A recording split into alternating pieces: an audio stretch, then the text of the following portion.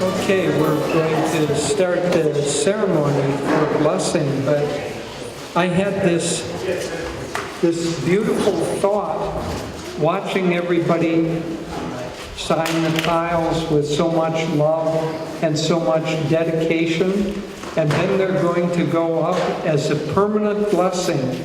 It's as if the masters are going to be filtered through.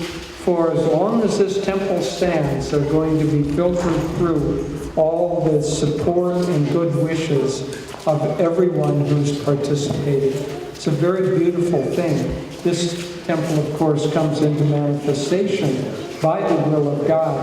But as Swami was fond of telling a story about a farmer who in Ireland, and a priest was visiting him. And the priest said, "Oh, it's a beautiful farm you and God have created here."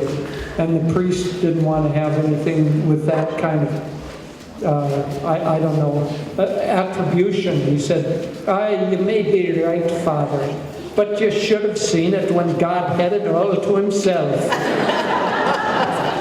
And so this temple, God has had it in his plans for a long time. But when he had it all to himself, we couldn't yet see it. Now we can see it. So we're going to have a ceremony of blessing, and let's start with a prayer.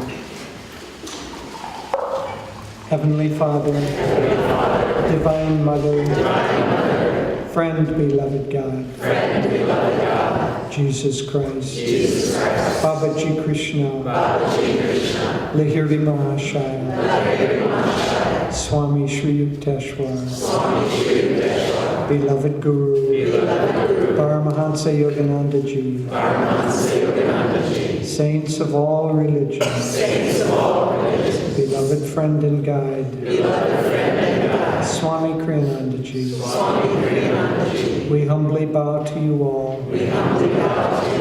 We ask for your blessings to come permanently into this structure, into all who are working to manifest it,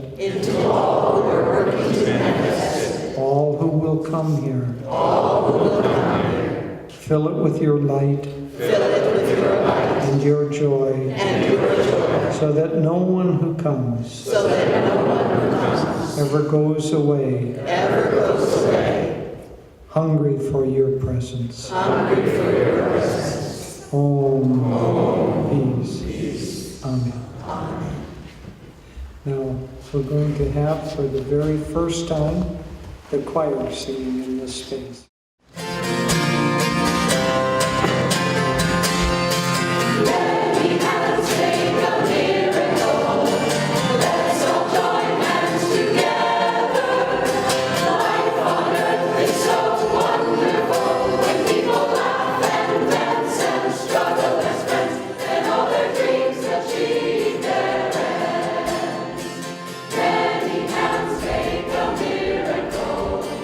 People fly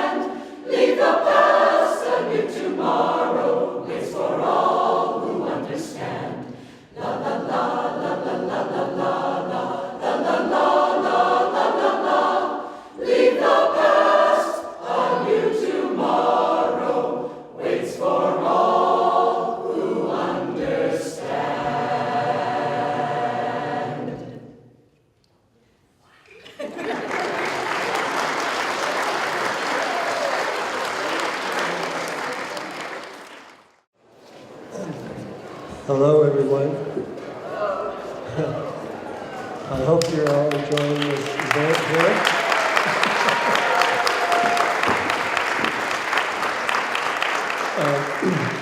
In a minute, Panduranga is going to tell you about the temple tour and how the temple works, but Gita asked me to tell you a story, and so, what will I say? So, I remember it was about 1975, something like that, and Swamiji wrote a book called The Path. And he wrote it, and we all listened to him write it, and read it to us as he wrote it, and it was published back in Indiana, and printed, and it came out during Spiritual No Week. And myself and Purushotama and another woman went out there and got a big giant U-Haul truck, and we drove 24 hours a day for about 3 days and got back, and it was an event just like this, where Swami, the truck came right in Spiritual No Week, and they brought out the books, and at that time Swami did all the signing of the books, just like you have all signed the tiles, which just came this week, so that's my story. And,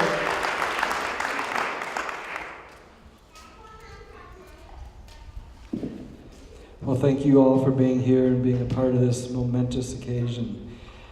This energy that's in the building, it's got an energy of its own and a life of its own. And we've all been tuning into it for many years, but it's finally coming into fruition. And the life of its own is just bringing it out of the ether and just building up and becoming this beautiful structure. And thank you all for being a part of it and for making it happen.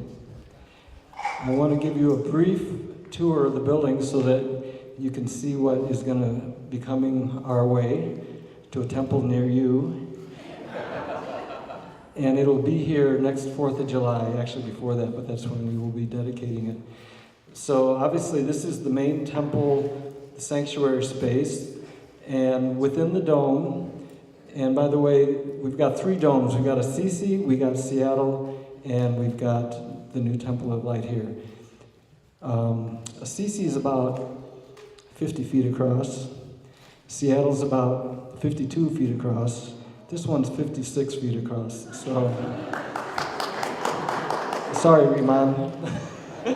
Anyway, we're getting bigger and better as we go. So the main sanctuary here will seat 250, we could probably put 300 within the dome area itself. With the side aisles, which is the area with the flat ceilings, we can seat more, so we have at least 500 people that we can fit in here. The altar will be virtually on this space here. So the rest of the space is open, but the altar is solid. And then from these 2 columns, it folds back, and behind us is the area for all of the flower arrangements, a bunch of storage and whatnot. So that's back there. So the altar, the dais will be up 3 steps with big, large steps, so they'll act as risers. So when we have the choir, we'll have risers built in. We'll have accessibility ramp coming up to the altar, so you can get up to the altar without any problems. And that is the main thing in here. The altar, of course, will have the masters with the spiritual eye on top of that. Niches? Pardon? Niches? Niches. Oh, yes. We've got the 2 major windows here. On each side of the 2 windows will also be niches, and there will be symbols for age of the world religions. So the temple of all religions will be designated by that. This will all be carpeted in blue wool carpet, which will be very nice. And Can I ask you a question?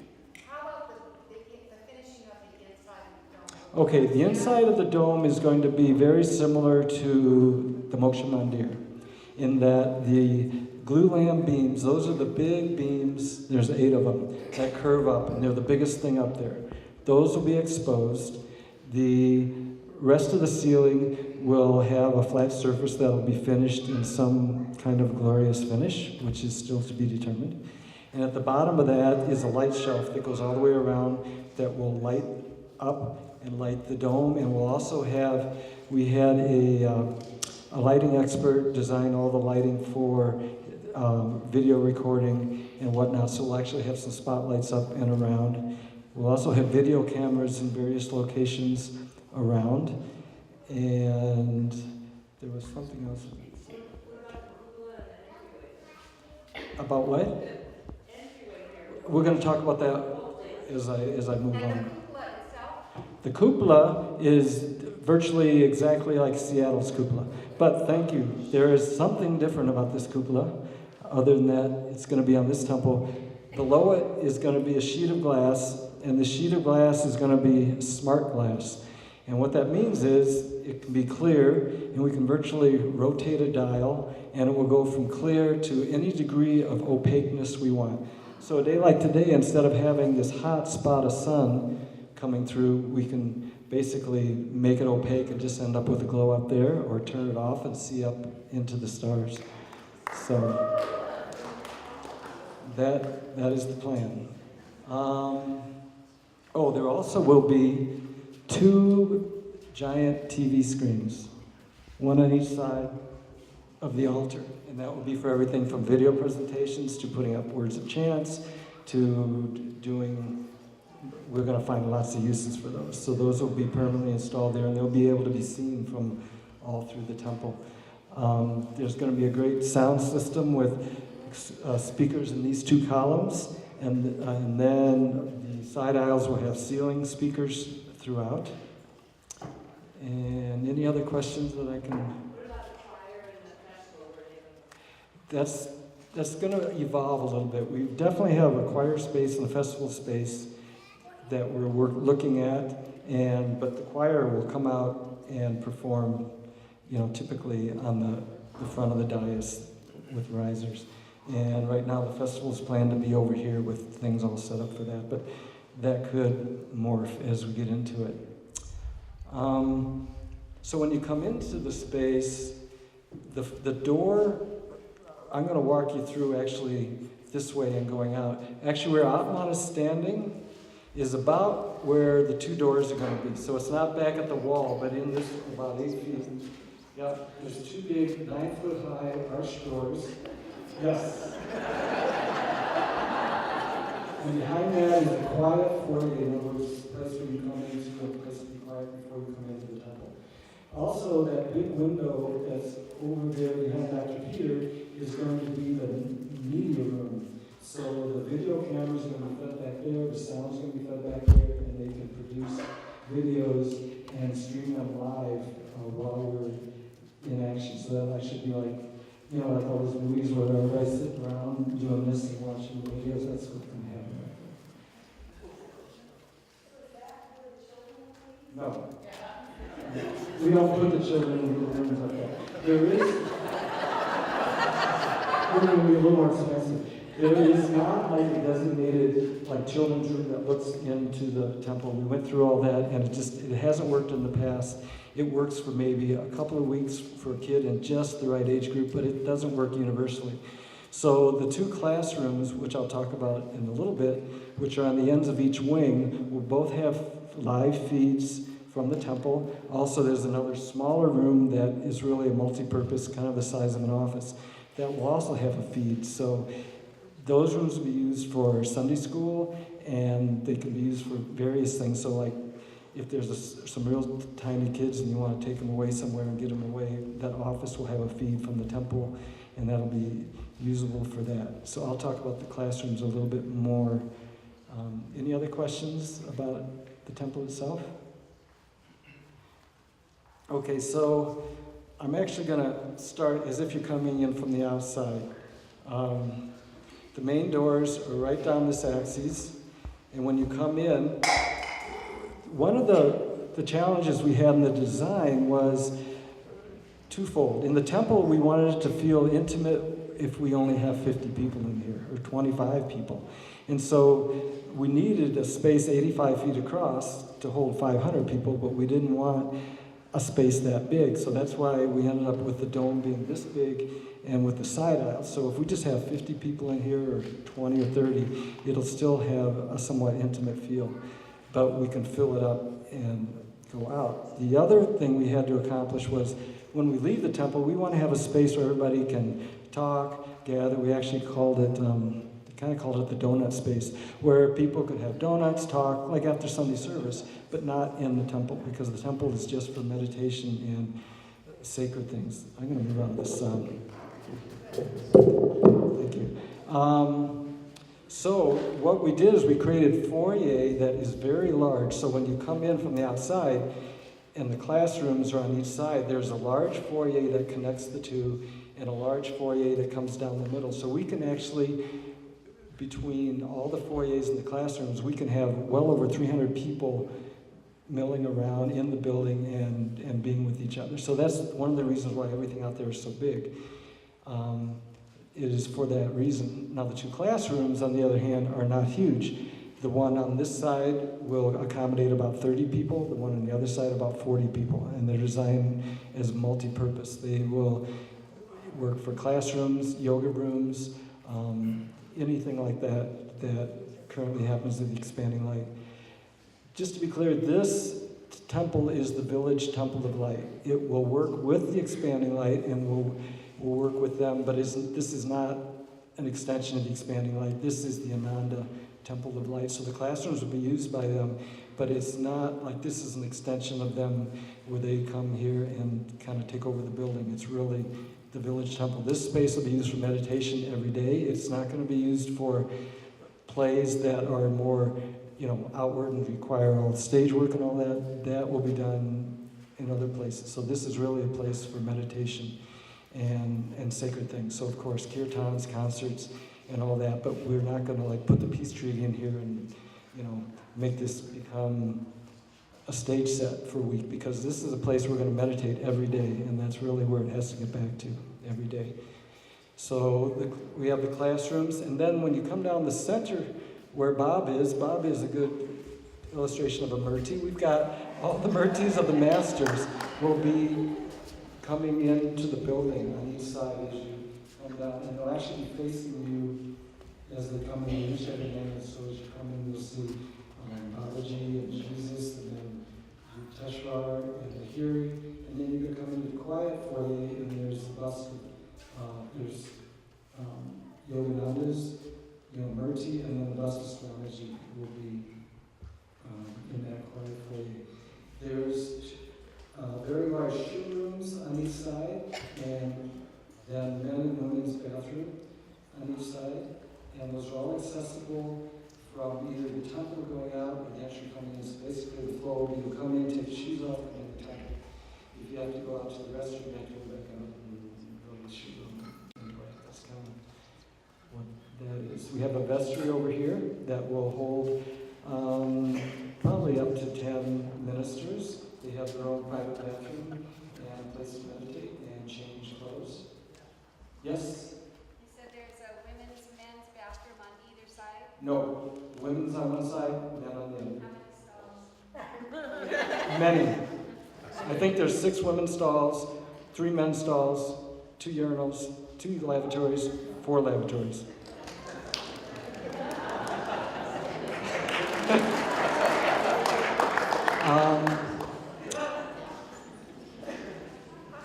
Yes. With soundproofing, like if people wanted to go out and talk, would it still be quiet in the temple?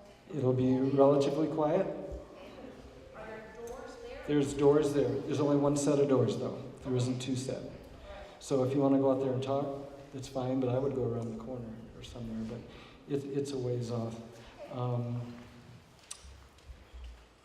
Let's see. Also, out front is going to be a water feature. Straight out where the sidewalk is going to be a reflecting pool and a water feature out there.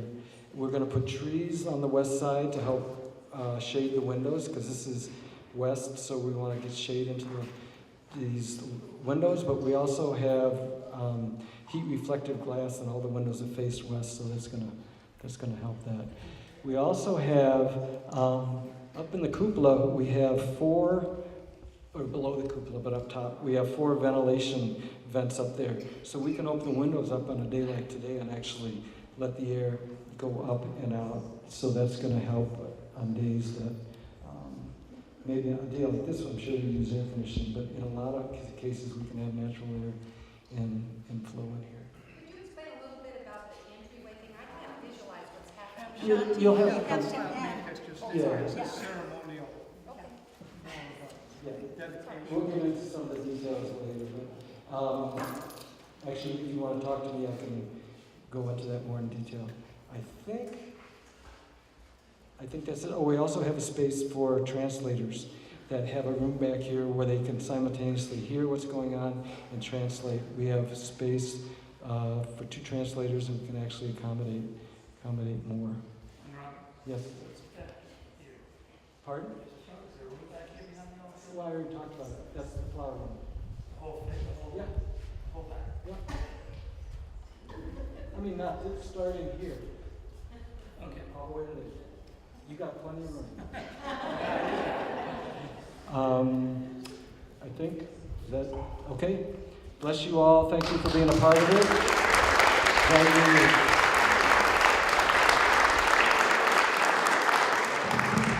you. The reason we're cutting it short for questions is people are needed to help over for the banquet, so we're trying to not drag it on too long.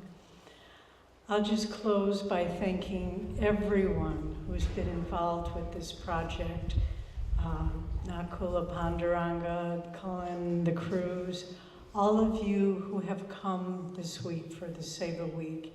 Pooja Copley, where's Pooja? She's in the tech industry from Portland, and she was telling me, I helped put on the roof. I was up there. But as of course all of us who have donated to make this happen, our wonderful development team and communication department who is getting out the information all the time about what's going on, and not to forget Kent Williams, who is recording this for posterity with incredible photography and so forth. So thank you all, thank you for coming. And I will close with our temple affirmation, but I want us all to take a moment, because this temple of light is not built only by the labor of the hands, it's built by the labor of the heart and the grace of God and Guru. So let's just take a moment, get centered, and feel that you are contributing in your way, through your support, through your prayer, through your joy, through your donation. We are all building this temple for God and Guru and the world. So take a moment and add your energy. Feel that through the life force that flows through you, you are imbuing those who work here, serve here, those who will come.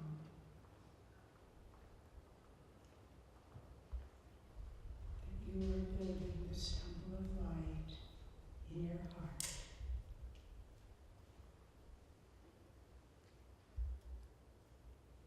And let's close with this affirmation.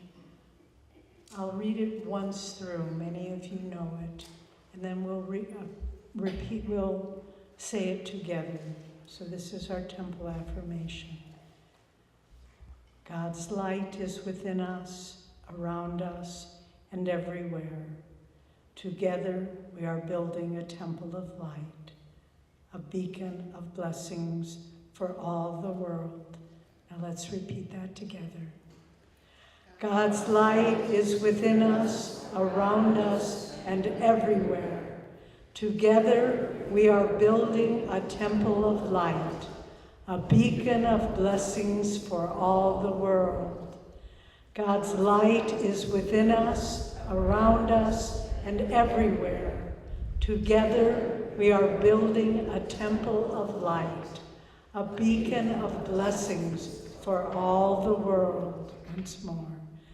God's light is within us, around us, and everywhere. Together, we are building a temple of light, a beacon of blessings for all the world. Let's close with a prayer. Heavenly Father, Divine Mother, Friend, beloved God, Great Masters, Jesus Christ, Babaji Krishna, Lahiri Mahashaya, Swami Shri Teswarji, beloved Guru, Paramahansa Yogananda, saints of all religions, beloved friend and guide Swami Kriyananda, we humbly bow to you all. We thank you, great masters, for the grace that makes Ananda possible, for the grace that makes this temple manifest. We are your hands. We are your eyes. We are here to serve thy light.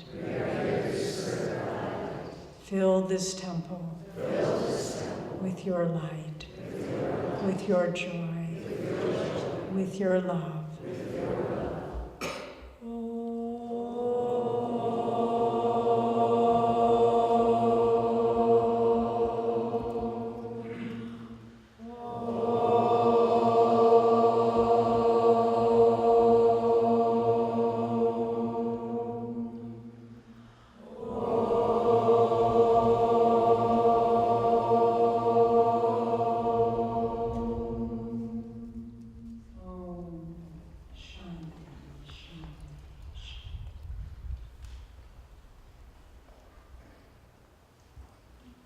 Thank you all, and God bless you.